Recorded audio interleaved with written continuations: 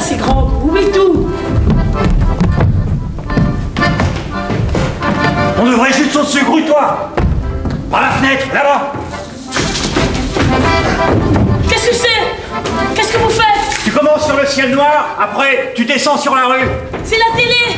Son goût pour les drogues, les fameux paradis artificiels, sa liaison avec une femme de couleur, le côté un peu rupture avec le monde bourgeois, tout ça, ça m'a fait penser aux années 70.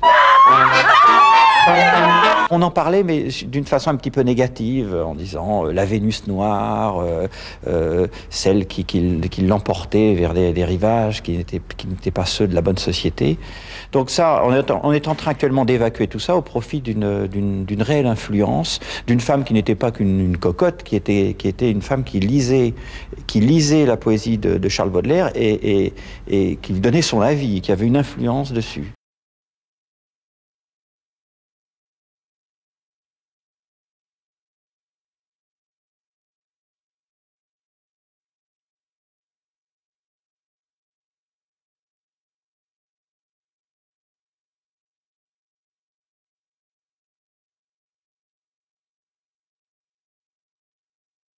C'est dans le ton de ta voix que doit être... D'accord, d'accord. Et là, ça manquait de... Je sais pas, on était trop près. Avant d'y aller, il faut dire tout ça. On était trop près. Avancez, misérables. Je vous paye comme porteur. D'ailleurs, nous allons revoir les termes du contrat. Car ça m'ennuie d'avoir à vous payer. Dans les îles, j'ai l'intention de faire ce qu'il me plaît. Quand au soleil après manger, à que salue la reste en panne, à la naissance, la va crier.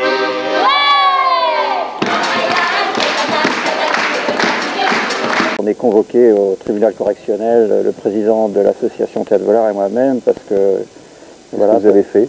On a eu une discussion un petit peu vive avec le conseiller théâtre de Lille, que nous n'aimons pas du tout, mais sans rien. Et puis donc voilà, on est accusé de ça, d'outrage au ministère de la Culture. Donc voilà, il faut que Catherine Trottmann, il faut qu'elle arrête tout ça. De nouveau signifier qu'il n'y aurait pas de subventionnement du Théâtre Volard cette année, du cabinet de Madame Trottmann. D'un mouvement d'humeur, s'il ne s'agit que d'un coup d'éclat et de...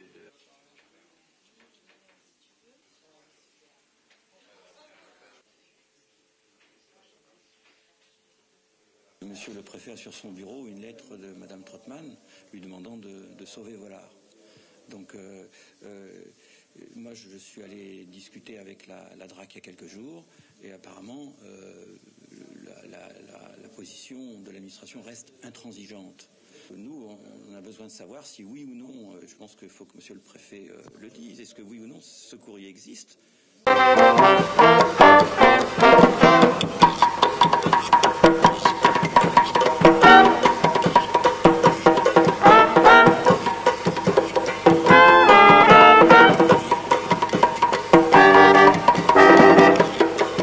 On pense avec d'autres avoir fondé un théâtre réunionnais, c'est-à-dire il y avait du théâtre avant, mais qui prenait pas forcément une forme réunionnaise ni une forme moderne. Donc avec d'autres, on a dans les années 80, on a lancé un nouveau type de théâtre, on a modernisé tout ça, et je crois que s'il y a quelque chose à retenir de la période Volard, c'est la fondation d'un genre nouveau et d'une pratique nouvelle à l'île de la Réunion. On ignore complètement, par exemple, qu'on a fait du théâtre de répertoire, ou qu'on avait une action, j'allais dire, socioculturelle avec Gemont, ou tous les lieux qu'on a habités. On a fait les premiers festivals de théâtre de la Réunion. Donc toutes ces choses-là sont des choses qui sont pas forcément sûres. On a fait les débuts de la publicité à la Réunion aussi. On a lancé les premières professionnalisations de comédiens. Donc toutes ces choses-là sont des choses qui nous paraissent, nous, importantes à situer au jour d'aujourd'hui.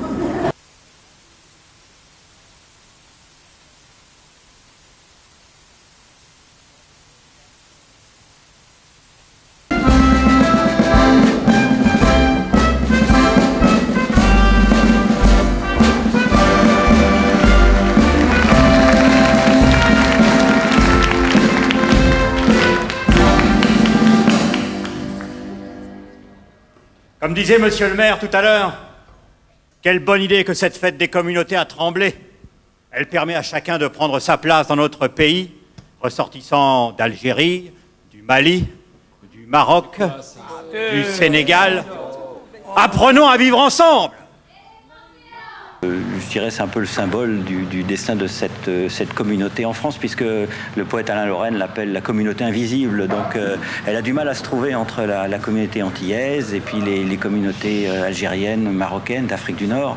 Et donc elle a du mal à trouver sa place, elle a du mal à trouver son identité. Et le Sega est peut-être là pour l'aider à la trouver. C'est vrai que ça a des analogies avec un ségatier connu, mais c'est pas seulement des morceaux de sa vie à lui, c'est aussi une sorte de panachage de différentes vies de ségatiers que nous avons rencontrés en métropole.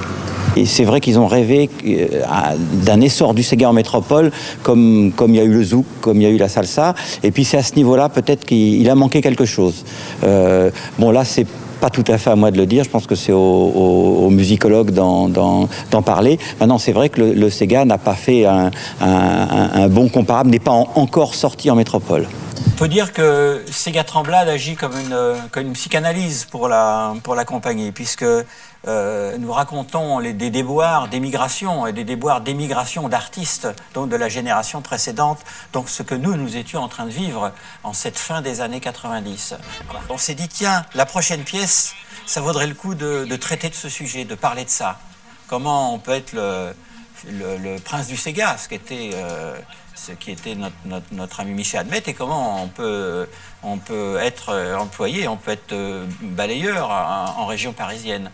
Sur un plan symbolique, on racontait notre peur à nous de mourir dans l'émigration que nous on était en train de faire, puisque la trouille, chaque artiste réunionnais a la trouille de la clochardisation, a la trouille de la mort par l'alcool.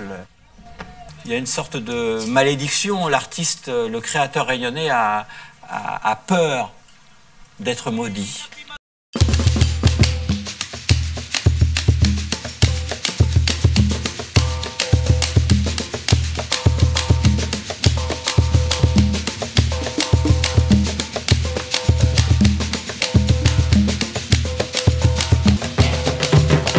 Souriez. Ah, revoilà notre journaliste. Monsieur Roger, c'est vrai que vous êtes à l'origine de cette affaire? C'est pas moi, c'est lui. Il dit que c'est vous. Un pétiniste qui s'allie à un rouge pour sauver son usine. Ça, c'est un scoop. C'est les tropiques, mon ami. Paris m'a téléphoné. Ils veulent faire la une.